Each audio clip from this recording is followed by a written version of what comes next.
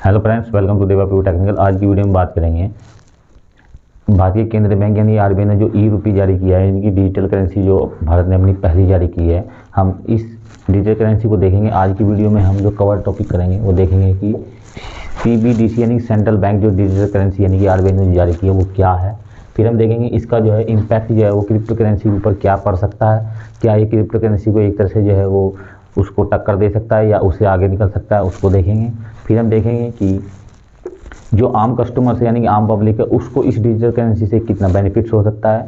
साथ में देखेंगे कि भारत सरकार जो इसको जारी कर रही है यानी कि आरबीआई, उसको जो है वो उसको कितना उससे बेनिफिट्स है और क्या क्या इससे आगे की संभावनाएं हैं। डिजिटल करेंसी की बात करें तो ये भारत सरकार ने जब होलसेल की जारी की तो ये 1 नवंबर 2022 में इसका जो है ये पायलट प्रोग्राम स्टार्ट किया। और जब रिटेल्स की बात आई तो रिटेलर्स का जो प्रोग्राम वो 1 दिसंबर 2022 से इसको जो है जारी किया। इसमें इन्होंने क्या किया कि 4 जो इंडिया के प्रमुख शहर हैं, जिनमें से हमारा दिल्ली, मुंबई, बेंगलोर और भुवनेश्वर, 4 इन्होंने बड़े सिटी लिए और इनमें जो है इनको जारी किया।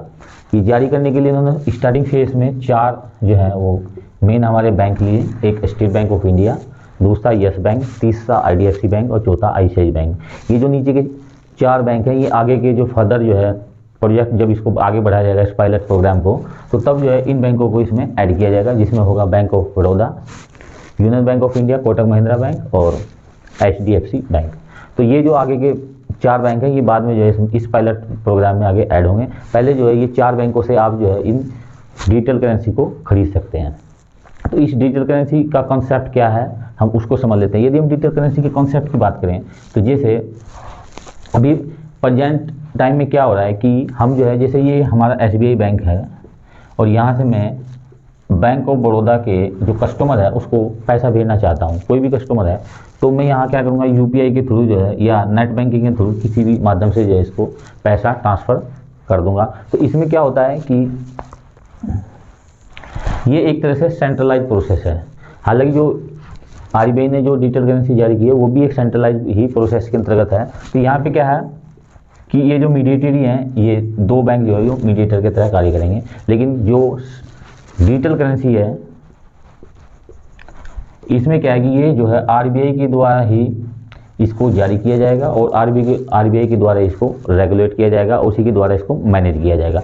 तो उससे क्या होगा कि इसमें जितने भी ये हमारे कमर्शियल बैंक है इनका जो इन्वॉल्वमेंट है वो ख़त्म हो जाएगा। इनके इन्वॉल्वमेंट के ख़त्म होने से ये होगा कि जो आरबीआई है तो जिस डिजिटल करेंसी को ये जारी कर रहा है तो उससे क्या है इसको ट्रैकिंग आसान हो जाएगी।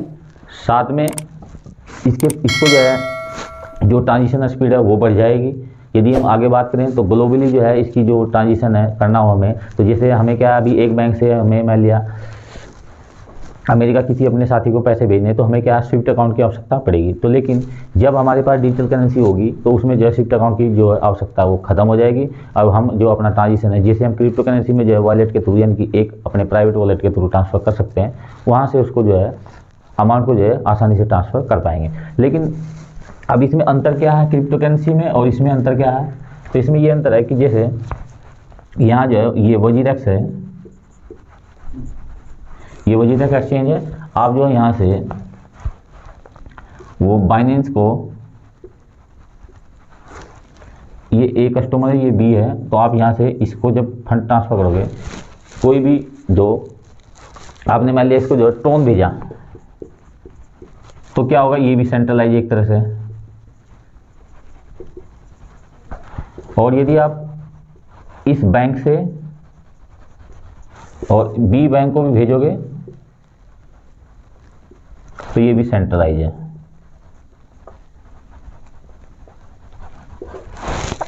तो ये एक सेंट्रलाइज प्रोसेस है। बट जब हम अपने प्राइवेट वॉलेट से यानी कि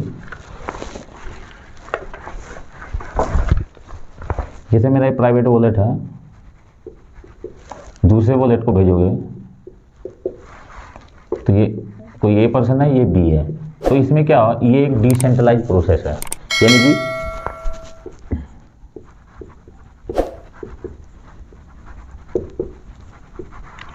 ये एक डिसेंट्रलाइज प्रोसेस है। तो जो डिसेंट्रलाइज का कॉन्सेप्ट है ये क्रिप्टो करेंसी में फॉलो होता है, लेकिन इस डिजिटल करेंसी में जो आरबीआई जारी कर रहा है इसमें डिसेंट्रलाइज का कॉन्सेप्ट जो है वो लागू नहीं होगा। यहाँ पे क्या है, ये फीस जो है एक तरह से सेंट्रलाइज ही रहेगा पूरी तरह।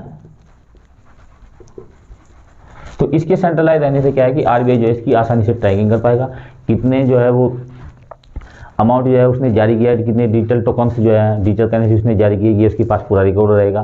साथ में जो है यदि उसको कोई भी अनियमितता दिखाई देती है तो सरकार के द्वारा या आरबीआई के द्वारा जो है एक क्लिक में जो है आपका जो फंड है आपने जो है ट्रांसफ़र किया हो या आपके वॉलेट को जो है आसानी से ब्लॉक किया जा सकता है।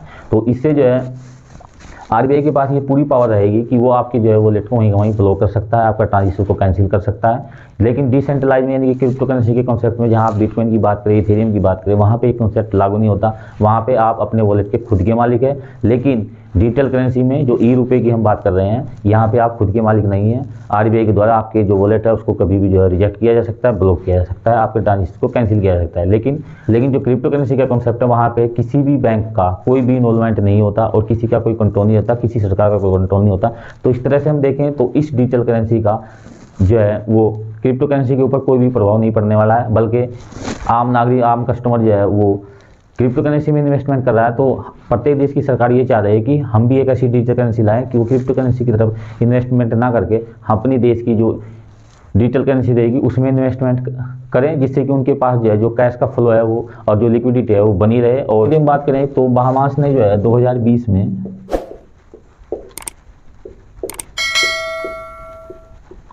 ये अपनी एक डिजिटल करेंसी जो है जारी की थी। इंडिया ने 2022 में जारी की है।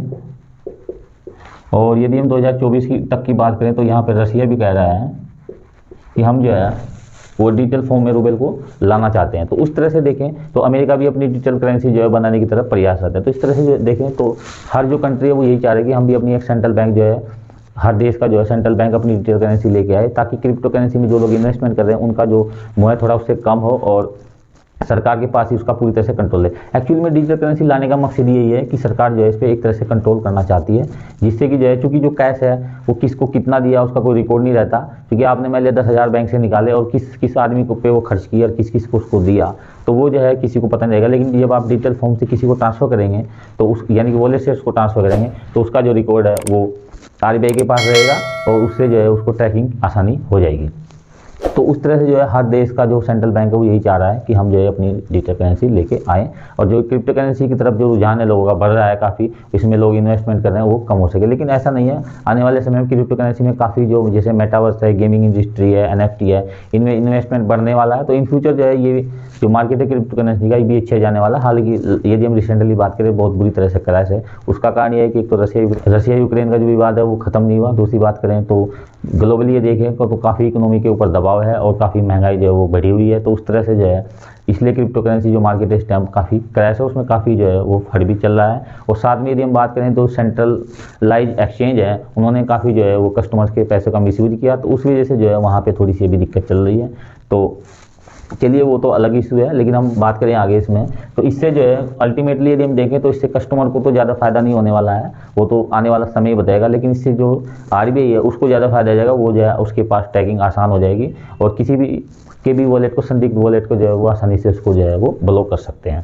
सरकार के लिए या आरबीआई के लिए फ़ायदा होगा कि जो हम कैश जो है वो प्रिंट करते हैं, यदि उसमें थोड़ी सी कमी लाई जाए तो जो कैश को प्रिंट करने में जो कॉस्ट लगती है, उसको फिर ट्रांसपोर्ट करने में भी कॉस्ट लगती है, उसको रख रखाव में भी काफ़ी कॉस्ट जो है खर्चा आता है, तो वो भी जो है थोड़ा सा जो है आरबीआई के द्वारा या सरकार के द्वारा बचाया जा सकता है। और इसको डिजिटल फॉर्म में रखना में कोई खर्च तो होता नहीं, क्योंकि ये सभी के वॉलेट में रहेगा। तो उस तरह से जो है काफ़ी बेनिफिशियल जो है इन फ्यूचर ये हो सकता है और एक अच्छी जो शुरुआत हम इसको जो है आरबीआई के द्वारा कहेंगे, क्योंकि इससे जो है कहीं ना कहीं पॉजिटिविटी आएगी। और दोस्तों यदि आपकी डिजिटल करेंसी से संबंधित कोई भी क्यूरी हो या आपका कोई भी सुझाव हो तो आप जो है कमेंट बॉक्स में उससे अपना ओपिनियन दें।